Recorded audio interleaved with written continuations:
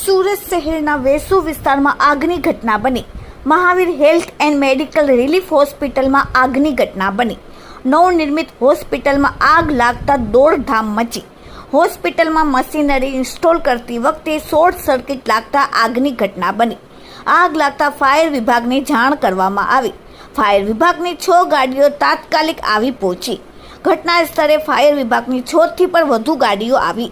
ઘટના સ્થળે પહોંચેલી ફાયરની ટીમે તાત્કાલિક હાઇડ્રોક્લોરિક પ્લેટફોર્મની મદદથી રેસ્ક્યુની કામગીરી કરી।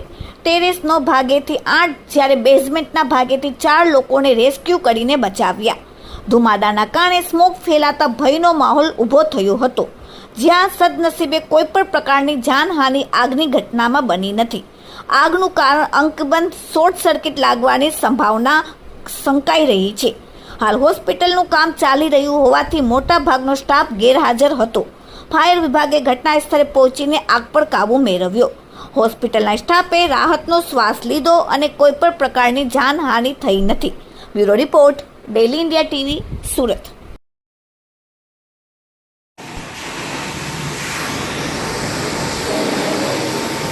હજી પાછળ લે, હજી પાછળ, આની રે. હા, એ